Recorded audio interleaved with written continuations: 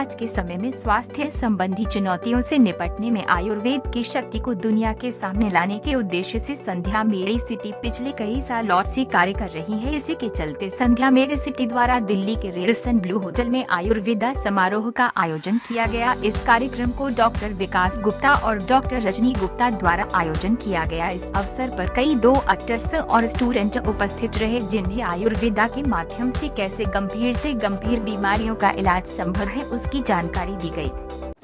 Hello everyone, my self doctor Karan Kalyani. Basically I am from Alwar Rajasthan और मैंने यहाँ संध्या मेडिसिटी से पहले 5 डेज़ का CME अटेंड किया था और उसके बाद मैंने 4 सूत्र के बारे में बहुत कुछ डॉक्टर विकास सर से बहुत कुछ सीखा। और यहाँ आज जो मैंने प्रोग्राम अटेंड किया है इसमें मैंने अग्निकर्म एंड पंचकर्म एंड जो TPA की जो पॉलिसीज़ है उसके बारे में बहुत कुछ सीखा और बहुत अच्छी मोटिवेशन मिली है यहाँ आके और बहुत अच्छा लग रहा है। मैं डॉक्टर विकास सर को थैंक यू कहना चाहूँगा। Thank you so much. Thank you everyone.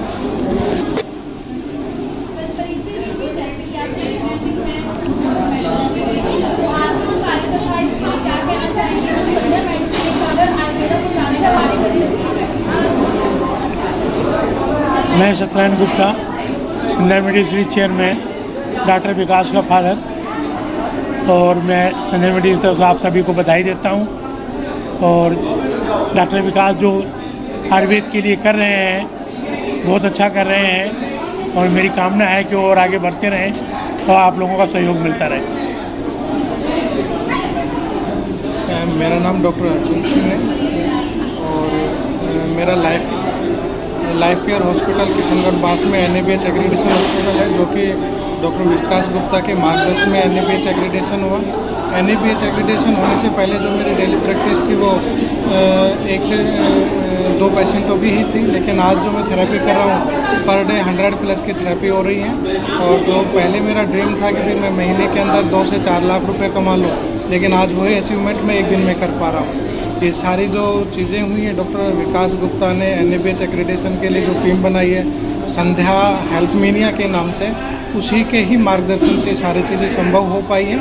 और मैं डॉक्टर विकास गुप्ता को थैंक्स कहना चाहता हूं, जिन्होंने इस लेवल की संस्था बनाकर आयुर्वेद के उत्थान के लिए जो कार्य कर रहे हैं बहुत ही अच्छा कार्य कर रहे हैं। मेरी तरफ से डॉक्टर विकास गुप्ता को थैंक्स।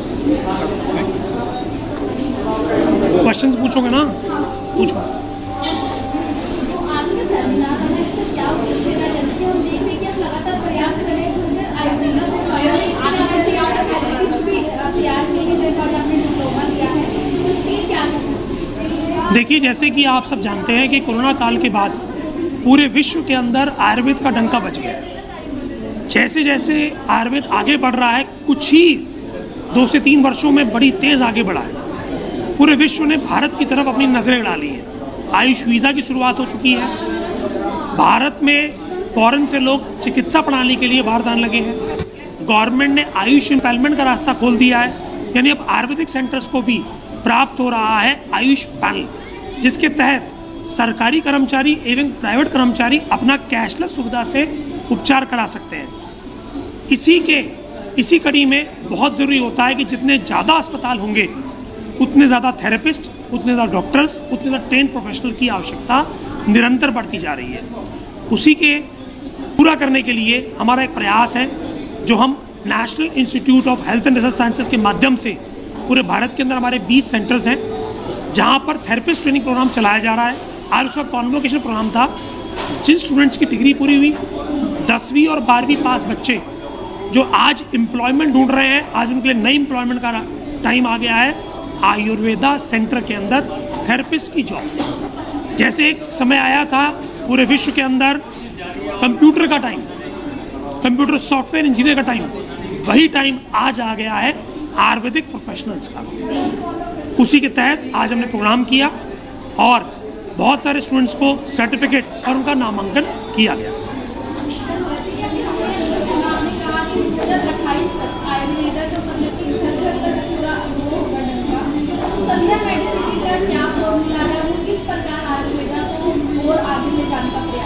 देखिए, आज प्रोग्राम में मैंने भी कहा था 1857 की हुई गलती को आज भारतीयों को नहीं दोहराना है। 1857 में आधे लोग अंग्रेज़ों के पक्ष में थे और आधे लोग भारतीयों के पक्ष में थे। आज अगर भारत को विश्व गुरु बनाना है तो सबको एक पक्ष में होना पड़ेगा, वह है पुरातन और पुरातन पद्धति आयुर्वेद की पद्धति। अगर आप आयुर्वेद की पद्धति से अपने आप की आत्मा जोड़ लेंगे तो ही आप भारत को विश्व गुरु बनाने में अपना मदद दे पाएंगे।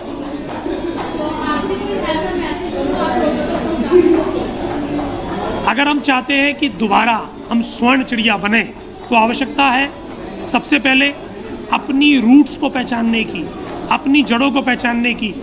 हमारे घर के अंदर हल्दी का प्रयोग, लहसुन का प्रयोग, दालचीनी का प्रयोग, तेज पत्ते का प्रयोग, ये सब प्रयोग हमारी साइंस भी है, हमारा जीवन भी है और हमारे जीवन का आधारभूत भी है।